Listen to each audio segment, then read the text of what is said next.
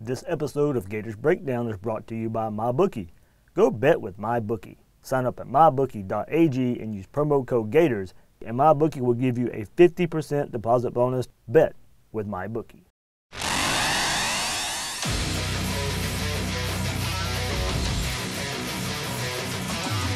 Gators Breakdown, the Gators fan podcast, because there's never a dull moment in Gator Nation. The Gators Breakdown podcast is ready to go. I am your host, David Waters, and you can find me on Twitter at GatorDave_SEC. All right, it's homecoming, and the Gators are back in the swamp versus the Missouri Tigers. Both teams look to bounce back after losses last week, and joining me to preview this matchup from PowerMizzou.com is Gabe DeArmond. We'll get his thoughts on everything Missouri ahead of this SEC East showdown. Before we do, remember, you can find Gators Breakdown on news4jacks.com/GatorsBreakdown. There you'll find all the Gators Breakdown episodes as well as articles from the News4Jacks sports team. That's news4jacks.com/GatorsBreakdown. Also listen to iTunes, Google Play, YouTube, and Spotify for Gators Breakdown. And when using those services, please share, rate, and review the show. And on social media, follow Gators Breakdown on Twitter and Facebook at Gators Breakdown. All right, Gabe DeArmond of PowerMizzou.com joining me right here on Gators Breakdown. Gabe, thanks for joining me here. No problem. Thanks for having me, David. All right, here we go. I'm sure the biggest question around the Missouri football program right now is how does Missouri bounce back after that Kentucky game? A game they coulda, shoulda, woulda won.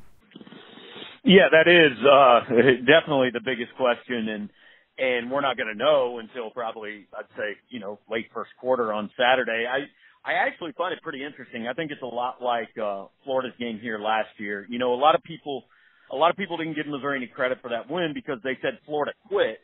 I said, but I don't think Florida had quit coming in. I think Florida quit when Missouri got up a couple scores. I think they laid down at that point. So this Missouri team has two ways they can go. They can either come out and say, hey, we're 2 plays from being 6-2 and top 15 in the country, and we can play with anybody, and we're going to fight and all that. If they come out and Florida gets up 10 points early, they could roll over and die. And if they do that, there's a whole bunch of questions that open up about this team. I mean, I have followed Missouri football for, whether it was growing up as a kid or as a student or now covering it for probably 30 years. And I got to tell you, that is as gut-wrenching, painful a loss as I can remember a Missouri team having. And that is saying something because Missouri has some in its history.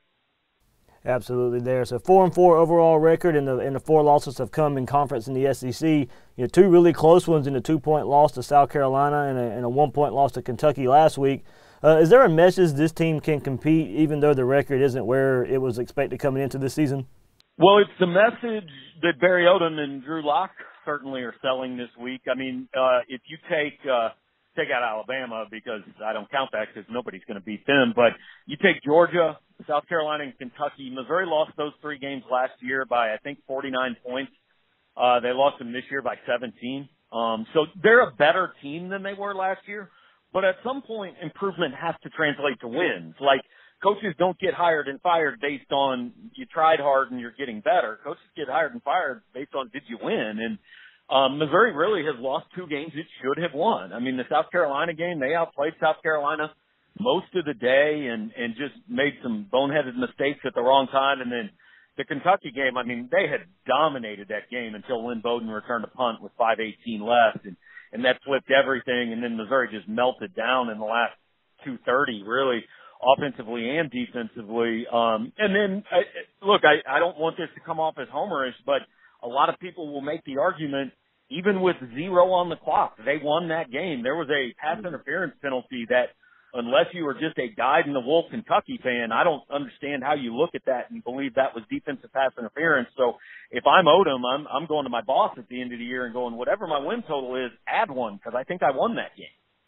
Yeah, absolutely. And then the Kentucky touchdown pass, pretty nice push off there too. So yeah, that one I didn't have as big a problem with. I mean, it's a push, but most people don't call it there. The problem is the play before. Most people also don't call that. In fact, I would say 98% of people don't call that. All right, of course, the offense starts with Drew Lock, and the talk coming into this season was, getting better against the better teams on the schedule. We mentioned 0-4 in conference, but is it really all on the shoulders of Drew Lock? It isn't, but you know how it works. It is because he's the quarterback. I thought he actually played a pretty decent game against Georgia. They got beat, but, he played all right in that game. He did not play well at South Carolina, but a quarter and a half of that was played in a rainstorm of biblical proportions. He didn't play well against Bama. Nobody plays well against Bama, but he was bad against Kentucky. He also didn't get any help. Emmanuel Hall, his best receiver, has missed the last 4 games. And really the last 5, because against Georgia, he was on the field, but he was targeted once. He was only a decoy. They think he can come back this week. It's obviously not going to be decided. I mean, people ask every week, is he coming back? And I say, well, what they tell us on Tuesday doesn't matter. We'll see on Saturday if he's out there. And it doesn't seem like, to me, Emmanuel Hall is a player that should make the difference he does in Missouri's offense. Like, he's a good player, but this isn't the best receiver in the country or anything. But when he's been on the field, Missouri's offense has been really good. And when he hasn't been, they've been really bad. And that's not just this year. That goes back to last year, too. All right, and extending the offense here, the 3-headed monster at running back with Larry Roundtree III, Demaria Crockett, and the true freshman Tyler Beatty here, and that group averaging 5.2 yards a carry, the 3 of them. Is the success of those guys that they're having, is it a surprise for this team? I don't think it's a surprise. Tyler Beatty's a surprise. I mean, I don't think anybody expected him to make the contributions he's making, but Crockett ran for 1,000 as a true freshman 2 years ago. Larry Roundtree had 700 as a true freshman last year. So most people expected that to be a strength of this team. Now, the interesting thing is, if you look at Missouri now, everybody says it's Drew Lock, and that's the strength of the offense. I don't agree. They're a better running team than they are a passing team, to be quite honest with you, because Missouri's receivers have trouble getting open against some of the better defenses that they've played. And Albert Okwue-Bunam, who is, a potential early entry NFL guy, like outside of the Memphis game, he hasn't been very good this year. I think the biggest issue with Missouri's offense is he just hasn't been what we thought he was going to be outside of that 6-catch, 159-yard game against Memphis. And so it's kind of taken away that thing Drew Lock always knows he has. It really hasn't been there. And then the offensive line, of course, all 5 starters back. I remember previewing Missouri before the season started, and that was an aspect of this team that you had the light coming in. As I mentioned, the top 3 backs averaging over 5 yards a carry, and also this group only giving up 10 sacks so far this season. So this offensive line has definitely lived up to the billing. I'd say it's good. I don't think it's great. Kevin Pendleton, the left guard, has been in and out of the lineup with an ankle problem. He's been okay. Paul Adams, the right tackle, he's struggled some. I mean, Josh Allen, and look, I think Josh Allen from Kentucky is the best defensive player in the league, if not the best defensive player in the country. So there's no shame necessarily, but he ate Missouri alive in the second half. And the offensive line is good, but on our site before the year, I told a lot of people, I don't think this offensive line is as good as you think, because when Josh Heupel came in 3 years ago, he installed the hurry-up wide scheme he did in large part because he was worried about his offensive line. And the numbers look really good. They don't give up very many sacks, and they don't give up very many tackles for loss. A big part of that is also they don't hold the ball very long. It's the scheme. So I don't want to discredit the line. I think it's a good line, but I don't think it's a great line. Got to Gabe DeArmond of PowerMizzou.com joining us here on the Rivals Network, joining us right here on Gators Breakdown. Of course, let's move to the other side of the ball here, and the name of late, Cale Garrett, the linebacker, on a tear as of late. Really strong game against Kentucky, career high 14 tackles there, 10-plus tackles in 3 consecutive games, with 37 tackles, 25 of those being solo tackles. So this is the guy I think the Gators are going to have to point out when they line up on offense. Yeah, and you didn't even mention what I think the most impressive thing Cale Garrett's done in the last 3 weeks. Missouri stopped Kentucky on 4 4th and 2 or less last week, and Cale Garrett was in the middle of all of them. That's tough to do 3 times in a game. He played really well, has been playing really well. Terez Hall has played pretty well when he's been on the field. This is an interesting Missouri defense, and this is not like hindsight. I was saying this in the middle of the South Carolina game. Will Muschamp was running a lot on 1st and 2nd down. I said, I don't get it. I don't understand why you're lining up trying to run on this team, because they're actually really good against the run. I mean, they held Benny Snell to 67 yards. I don't think anybody else has done that this year. But they gave up almost 300 passing to Kentucky. If I'm facing Missouri, this is not an exaggeration. I would drop back and throw on every down. because you don't run that well against even Georgia and Alabama. Like, they got some yardage, but they didn't run as well on Missouri as they run against most other teams.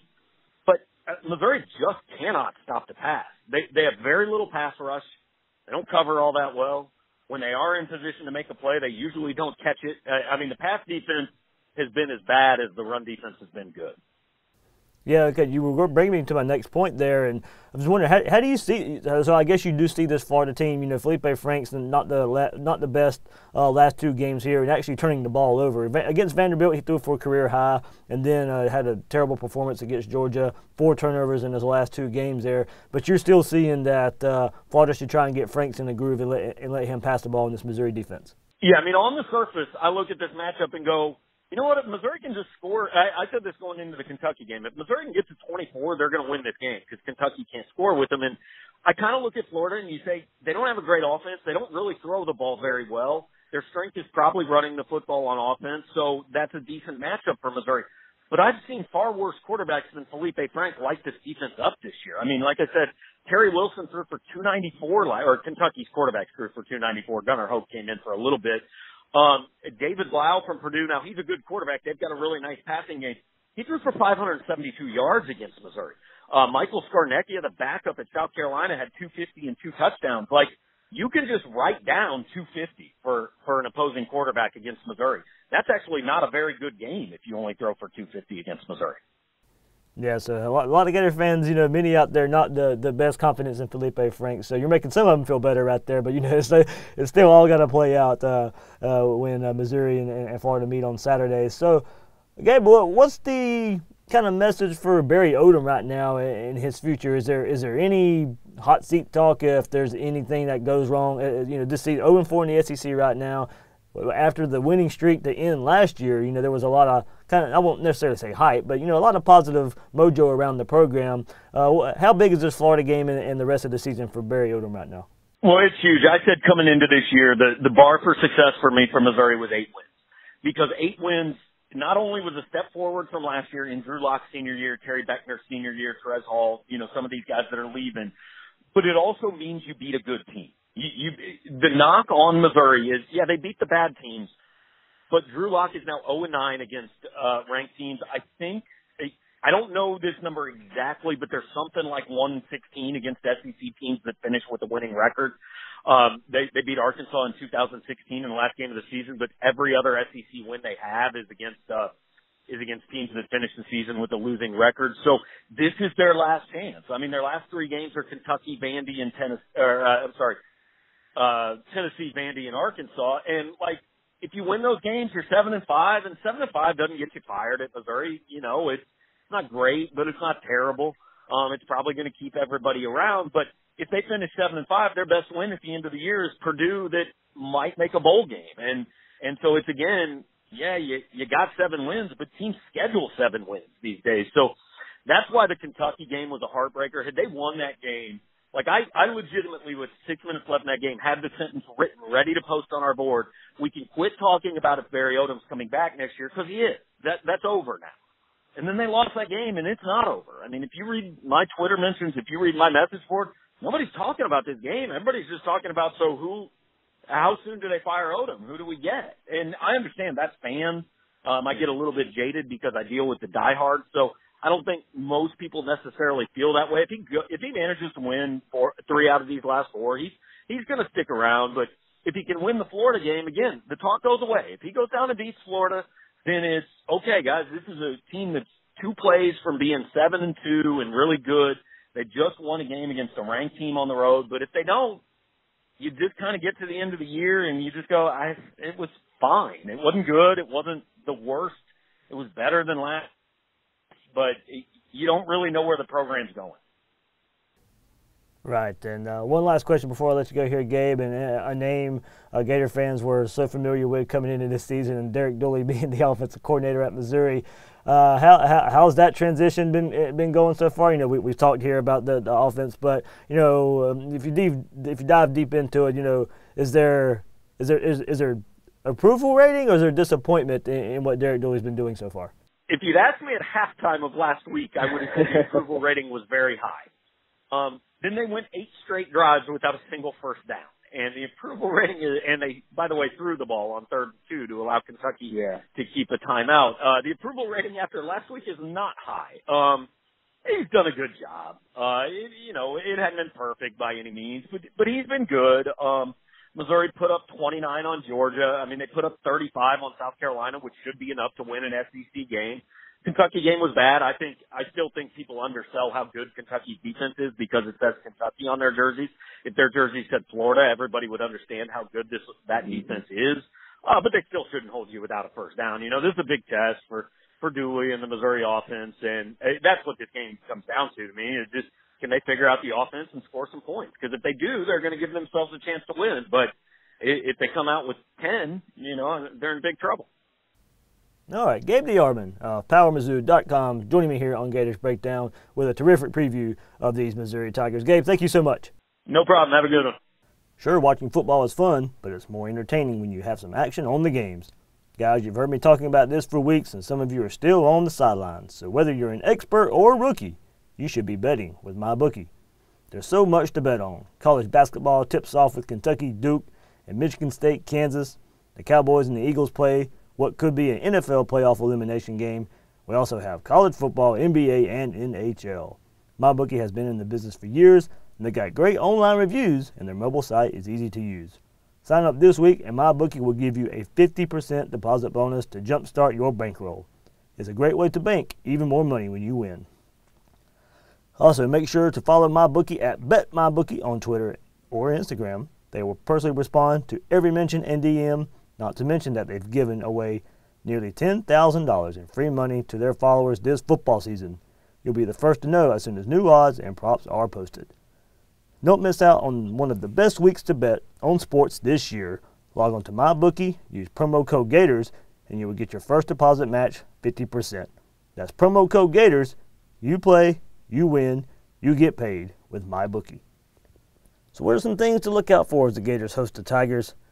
First of all, guys, I think Florida needs to establish the run, but as we said in the interview earlier, it might be difficult to get this going. Against one of the nation's top rushing offenses last week, Missouri proved why its run defense continues to be one of its strengths. Missouri limited Kentucky to just 2.6 yards per carry on 35 attempts, holding the Wildcats to just 91 yards on the ground. That's Kentucky's second worst output of the season on the ground. So Kentucky entered last Saturday averaging 5.3 yards per carry as a team, only 2.6 on Missouri last week. And so over the last 15 games, Missouri is limiting opponents to 3.28 yards per carry and held 7 of its opponents to fewer than 100 yards during that 15-game stretch. So while it would be nice to see Florida get Scarlett, Pirine, and Pierce going, Florida may need to get creative in the run game, and also Franks is going to have to hit some passes to open up this Missouri defense. As we mentioned with Gabe there, he thinks there's going to be some chances for Franks and this Florida passing offense to get going. And the Tigers have given up at least 200 yards to the air in each of the last 6 games. So you have to think Florida can get enough out of the run game if Frank gets 200 yards. And if that happens, I think you have to like Florida's chances if we get that run game going like we know they can, and Franks gets around 200 yards passing. So, as long as the game isn't a shootout, then it should be enough for Florida to win if the game plays out that way. And you heard Gabe and I talk about him. Missouri junior linebacker Cale Garrett is the player the Gators must account for. Coming off, as we mentioned, that strong performance against Kentucky last week, he had that career-high 14 tackles to lead Missouri's defense, posted 10-plus tackles in 3 consecutive games. Of his 14 tackles last week, 3 came on those huge fourth-down stops that Gabe brought up. So, yeah, on the year, Garrett's now 5th in the SEC with 69 tackles and 48 solo tackles. So that ranks 2nd in the league there. Over his last 3 games, he has 37 tackles and 25 of those being solo tackles. So, Cale Garrett, keep an eye on that guy when Missouri's on defense. He's going to be a handful for that Florida offensive line. So what we got to see. I think Florida get creative when they want to run the ball. I think they're going to have to get a little creative in the run, and I'm not sure they can just sit there and pound it straight at Missouri and that defensive front there. So earlier this week, I mentioned the lack of sacks this Florida team has the last 2 games, and the worry here is it might be tough to get going versus Missouri. As I mentioned earlier, they've only given up 10 sacks all season.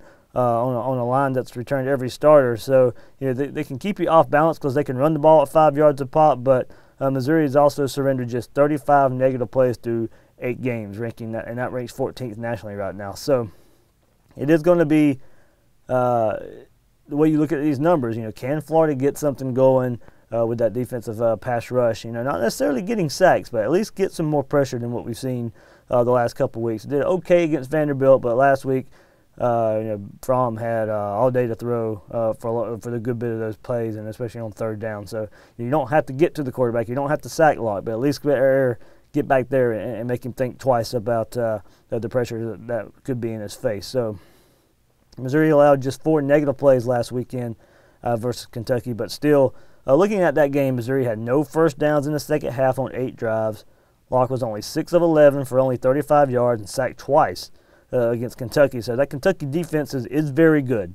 And Florida will look to do more of the same and get back into a groove of pressuring the quarterback. It's going to be tough with the scheme Missouri runs and getting the ball out quick, but Florida must do a better job at pressuring the quarterback than they have the last 2 games. So get Locke to play like he has versus the rest of the SEC this season, and has been the case throughout much of his career as he struggled versus SEC teams. And no different this season so far. 68 of 137, averaging only 183 yards per game, 1 touchdown, 5 interceptions, and 0-4 versus Georgia, South Carolina, Alabama, Kentucky. That's the stats in those games in the SEC. So, you would think Florida has a good chance here at keeping something similar going with their defense and how it should work out. So there's just some good to great defenses there, but Locke is supposed to be a top NFL talent, and he just doesn't show up in conference play, especially so far this season. So the Gators need to continue that trend and not look similar to the performance of last season when Locke went 15-20 for 228 yards, 3 touchdowns. This is a much different Gators team this time around than the game last year. So with all that said, while I don't like some of the matchups that Missouri brings to the table in this one, their struggles versus SEC teams is quite noticeable. This Gators team has been able to bounce back after the first loss of the season against Kentucky this year, and then almost every situation in game as well. And I like the Gators to bounce back here as well. 30-20 Gators is what I have it. I think the game plays out a lot like the Vanderbilt game eventually, but more due to a slow start, not turnovers. I think the Gators will try and rely on the run game, but eventually Franks will have to hit some throws, and I think he will. But I think Missouri will stay within about 10 points the whole game or so, but never really threaten to win the game. Locke would hit a couple big throws, nothing consistent. Now, with this, I am banking on C.J. Henderson being back healthy for the most part, Stewart playing, and maybe even Edwards getting more snaps back there in the secondary. And if not, matchup could get a little shaky. But 30-20 Gators is how I see it ending up, and Florida keeping Drew Lock under control for most of the game there. So should be a good time homecoming in the Swamp. And let's take a look around the SEC here and all the other games going on before we get off here on Gators Breakdown. Big week here. Noon, Texas A&M and Auburn. That should be a pretty good game, I think. Texas A&M, can they bounce back after the Mississippi State loss last week there? Another noon game, South Carolina and Ole Miss. Can South Carolina keep up with that Ole Miss? The game has a potential to be a pretty good shootout, I think, here. So 3:30, the SEC East, pretty much de facto championship game. Georgia and Kentucky. Georgia after beating Florida last week. Kentucky after beating Missouri. Actually, it wouldn't have mattered. Kentucky, this game still would have been for the SEC East, given if Kentucky would have lost to Missouri anyway. So now they have a little bit more playroom. It sets up this game to be a winner-take-all there, since both teams only have one loss in this head-to-head matchup there. So 3:30 CBS, the first game of their doubleheader is Georgia and Kentucky. At 4 o'clock is Florida hosting Missouri, and also at 4 o'clock, Charlotte and Tennessee. And then the night games, Louisiana Tech, Mississippi State. And then, of course, the big one, 8 o'clock on CBS. Number 1, Alabama. Number 3, LSU. Big game there. And we'll see how LSU responds to loss to Florida, beating Georgia, and then some bye week, and then hosting the Crimson Tide. We'll see. I think Alabama wins pretty comfortably in that one. I don't think And that's not a slight at LSU. That's I'm picking Alabama to beat everybody this year, and by a pretty good margin as well. So definitely two games to keep an eye on there. Georgia and Kentucky, Alabama, LSU. Pretty much lets us know who's going to be playing in Atlanta the first week of December in the SEC championship game when it's all said and done on Saturday. And then probably on Sunday we'll get to know for sure the kickoff time for Florida and South Carolina the next week. So, guys, thanks for joining me here and catching this Florida Missouri preview. Thanks to Gabe DeArmond, of course, for his Missouri knowledge and joining me here and giving a really good preview of Missouri and what to look for when these two teams match up in the Swamp on Saturday.